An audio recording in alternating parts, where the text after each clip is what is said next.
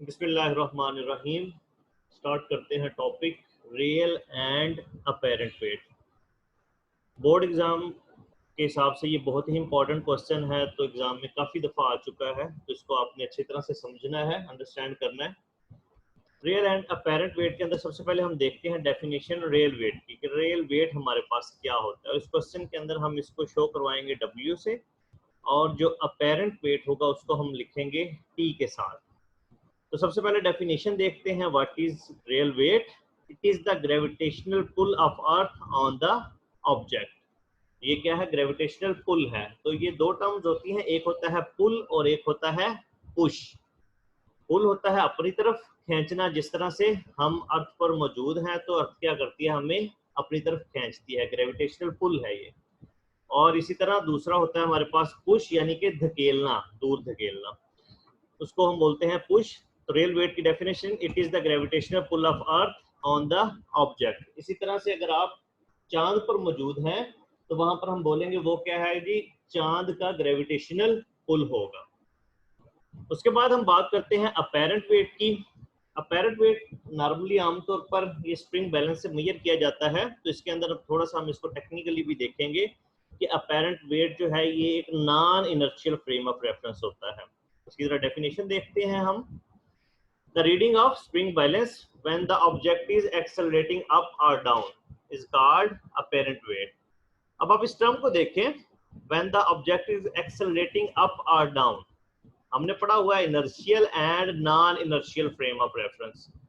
जो हमारे पास इनर्शियल फ्रेम ऑफ रेफरेंस होता है उसमें एक्सेलरेशन क्या होता है, जीरो, जबकि जो non inertial frame of reference होगा उसमें acceleration is not equal to zero. तो यहाँ पर हम टर्म यूज कर रहे हैं when the object is accelerating up और डाउन। यहाँ के एक्सेलरेशन क्या होगा, मींस चेंज होगा। तो इसको फिर हम इस तरह से भी डिफाइन कर सकते हैं, weight of a person in non inertial frame of reference. अब इसके अंदर मजीद हमने क्या करना है, 4 केसेस डिस्कस करने हैं। उसके लिए हम क्या करेंगे, एक एलिवेटर लेंगे, जिस तरह ये हमारे पास एक एलिवेटर है। अब इसके अंदर क्या किया है, एक हमारे पास ये मास है और ये इसके साथ एक रोप अटैच है, यानी कि रस्सी, जो कि मजीद ऊपर स्प्रिंग बैलेंस के साथ इसको क्या किया हुआ है, अटैच किया हुआ है। और इसके साथ ये क्या है, आपके पास एक ऑब्जर्वर है जो इस एलिवेटर के अंदर मौजूद है। अब ये टेंशन जो है, अगर आप देख सकें, इसकी डायरेक्शन ऊपर की तरफ है, जो कि वेट है, मास है, उसका वेट जो है वो नीचे की तरफ है। तो इसमें सबसे पहले हम केस पढ़ेंगे when lift is at rest और moving with uniform velocity. Elevator बोल रहे हैं, लिफ्ट बोल रहे हैं इसको आप। When lift is at rest और मूविंग विद यूनिफॉर्म वेलोसिटी, तो इसके लिए यकीनन फिर जब वो रेस्ट के अंदर है फिर भी एक्सेलरेशन क्या होगा, जीरो होगा। और जब वो लिफ्ट मूव कर रही है किस यूनिफॉर्म वेलोसिटी के साथ, देन अगेन उस वक्त भी क्या होगा, एक्सेलरेशन क्या होगा, जीरो होगा। अब हम इसी कंडीशन को लेके चलेंगे। तो मैंने आपको जिस तरह पहले बताया था, आपने याद रखना है कि ये जो यहाँ पर अपेरेंट वेट, ये जो टेंशन लिखी हुई है, इसको हम बोलेंगे ये क्या है, अपेरेंट वेट। तो इसको हम T से शो करवाएंगे और जो उसका वेट है उसको W से। तो इसकी इक्वेशन हमारे पास कुछ इस तरह से आ जाएगी, T minus W is equal to ma। ये किस तरह से आई, आपको पता है Newton second law, F is equal to ma होता है। तो हम नेट फोर्स की इक्वेशन लिख रहे हैं, तो ये नेट फोर्स हमारे पास इक्वेशन आ जाती है T minus W is equal to ma। आप इसको W माइनस T भी लिख सकते हैं, क्योंकि एट द एंड हमारे पास रिजल्ट सेम आएगा। तो यहाँ से फिर हमने नेक्स्ट क्या किया कि A की वैल्यू हमें मालूम है, एक्सेलरेशन किसके बराबर है, that one is equal to zero. तो हम यहाँ पर इसकी वैल्यू पुट करने जा रहे हैं। जब एक्सेलरेशन की वैल्यू जीरो पुट करेंगे तो T minus W is equal to किसके बराबर आ जाएगा, जीरो के बराबर आ जाएगा। और जब हम इस W यानी कि वेट को इस तरफ लेके आएंगे तो ये बराबर आ जाएगा T is equal to W। And what is T? T is the apparent weight and what is W? W is the actual weight या रियल वेट इसको बोल सकते हैं। And W is equal to mg। तो हमारे पास equation आ जाएगी T is equal to mg। अब ये इक्वेशन लिखने के बाद आपने इसको फिजिकली लाजमी तौर पे एक्सप्लेन करना है। तो ये हमें क्या बता रहा है, क्या आंसर आया हमारे पास, T क्या था, अपेरेंट वेट, और mg क्या है, रियल वेट। तो यहाँ से हमें पता चला कि अपेरेंट वेट वो किसके बराबर आ गया जी, रियल वेट के बराबर आ गया। उसके बाद हम बात करते हैं when lift is moving upward with acceleration एक जब आपके पास वो जो लिफ्ट है वो अपवर्ड मूव कर रही है विद एक्सेलरेशन ए, यानी कि एक्सेलरेशन की अगर डायरेक्शन की बात की जाए हमारे पास ये ऐसे ऊपर की तरफ, ये हमारे पास क्या है एक्सेलरेशन, और टेंशन की अगर हम बात करें वो भी क्या है, उसकी डायरेक्शन भी ये है आपके पास, जबकि जो वेट है उसकी डायरेक्शन ये ऐसे है आपके पास नीचे की तरफ, ये हमारे पास क्या आ गया वेट आ गया।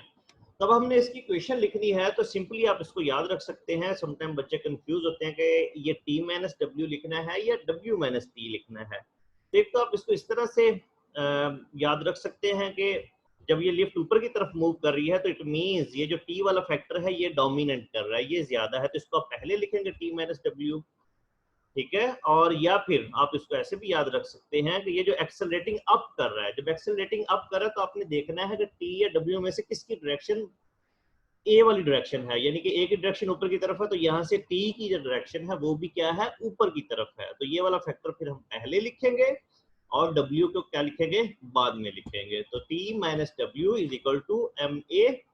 तो सिंपली डब्ल्यू को जब दूसरी तरफ लेके जाएंगे, what is W, W is the weight, so T is equal to W plus MA and weight is equal to MG plus MA। तो यहीं से आपको अंदाजा हो जाएगा, तो लास्ट में हमारे पास इक्वेशन आई थी कि apparent weight is equal to real weight, तो यहाँ पर क्या है कि उसी वेट के अंदर इजाफा हो गया है, किसका इजाफा हो गया है MA का। तो इसी इक्वेशन को हम कुछ इस तरह से भी लिख सकते हैं, दोनों में से हमको कॉमन ले लें और ये लिख लेंगे M इंटू जी प्लस ए आ जाएगा। अब मैं जिस तरह मैंने आपको पहले बताया, क्योंकि आप फिजिक्स पढ़ रहे हैं तो आपने लाजमी तौर पर इसको फिजिकली भी एक्सप्लेन करना है।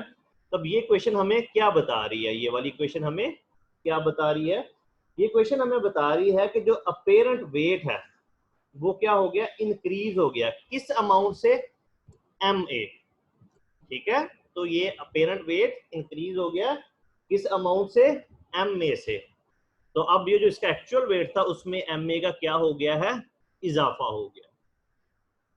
यही वजह है कि जब आप कभी आपने एक्सपीरियंस किया हो लिफ्ट के अंदर आप मौजूद हो, तो जब वो लिफ्ट ऊपर की तरफ जाती है तो थोड़ा सा आपको फील होता है जैसे आपका वेट ज्यादा हो गया, आप जो उस लिफ्ट का फ्लोर होता है फर्श होता है उसकी तरफ जरा प्रेस फील करते हैं, तो यही रीजन है कि आपके पास जो अपेरेंट वेट है वो आपका ज्यादा हो जाता है। उसके बाद हम बात करते हैं केस 3 की।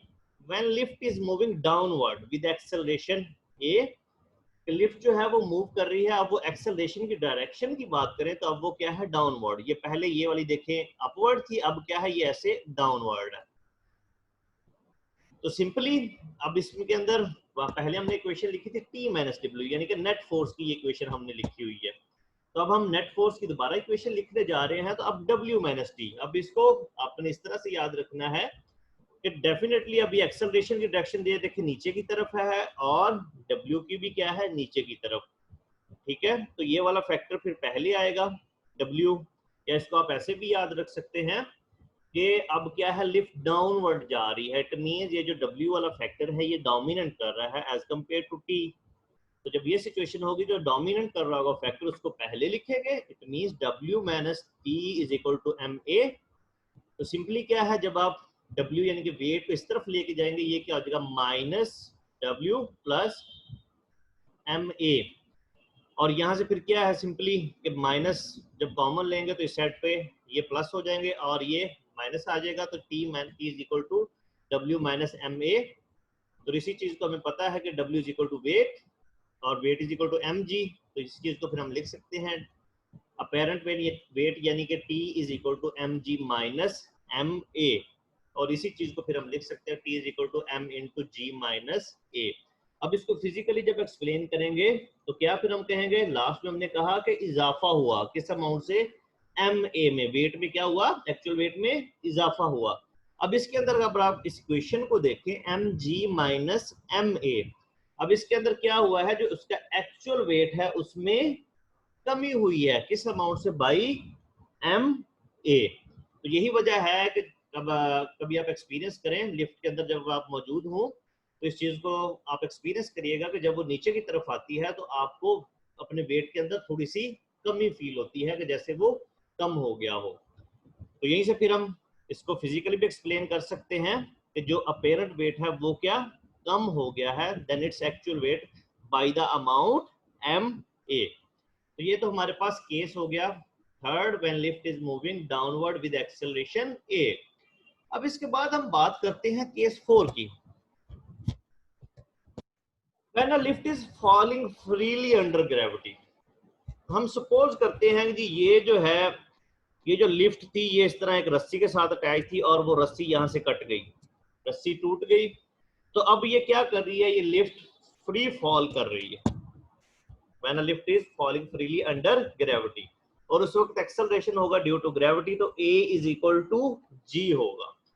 तो इस सिचुएशन को हम अपने यहाँ पर भी फील कर सकते हैं कि मतलब कि अगर आप अपने आप को किसी बॉक्स के अंदर सपोज बंद कर लें और उसको किसी खास हाइट से नीचे की तरफ फेंका जाए, तो जो उसके अंदर शख्स मौजूद है वो वहां पर क्या करेगा, वेटलेसनेस वाली सिचुएशन फील करेगा। तो ये इसी चीज को हम डिस्कस करते हैं मजीद। मैं आपको एंड पर एक और एग्जांपल भी दूंगा इसके बारे में, जो एक एक्सपेरिमेंट भी किया गया था। तो A is equal to G आ जाएगा हमारे पास, इक्वेशन हमारे हमें मालूम है T is equal to W minus MA, और वेट किसके बराबर होता है mg, और ये MA आ जाएगा साथ में, और एक्सेलरेशन क्योंकि ड्यू टू ग्रेविटी है हो जाएगा, फ्री फॉल हो रहा है, तो A is equal to G जब हम पुट करेंगे इस mg के साथ, ये mg क्या होगा, कैंसिल हो जाएगा, तो T इज इक्वल टू 0 आ जाएगा। इट मीन्स अब ये हमें क्या बता रहा है फिजिकली, ये हमें रिजल्ट क्या बता रहा है, ये हमें बता रहा है कि आपके पास वेटलेसनेस वाली सिचुएशन है, अपेरेंट वेट किसके बराबर हो गया जी, 0 के बराबर हो गया। तो जब 0 के बराबर हो गया तो आपको एक वेटलेसनेस वाली सिचुएशन फील होगी। अब इसी चीज को एक्सपेरिमेंट करने के लिए, इसके लिए एक अरेंजमेंट किया कि उन्होंने, साइंटिस्ट ने एक जहाज को अरेंज किया, उसको एक खास हाइट पर लेके, उसके अंदर काफी सारे एस्ट्रोनॉट्स थे। तो क्या किया कि वहां से उसको एकदम से नीचे की तरफ लेके आए जब, तो जो उसके अंदर मौजूद थे एस्ट्रोनॉट्स काफी सारे, उन्होंने इस चीज को फील किया कि वेटलेसनेस वाली सिचुएशन उसके अंदर एक क्रिएट होगी, और उसके अंदर जो एस्ट्रोनॉट्स मौजूद थे जहाज में, वो क्या, वो इस तरह से था जैसे कि वहां पर ग्रेविटी है ही नहीं, तो वो उसके अंदर हवा में उड़ते फिर रहे हैं। तो इस तरह की सिचुएशन को आप इस यूनिवर्स के अंदर भी फील कर सकते हैं। तो ये था आज का हमारा topic, real and apparent wait. इसको आपने अच्छे से तैयार करना है एग्जाम के पॉइंट ऑफ व्यू से, ये बहुत ही इंपॉर्टेंट क्वेश्चन है। शुक्रिया।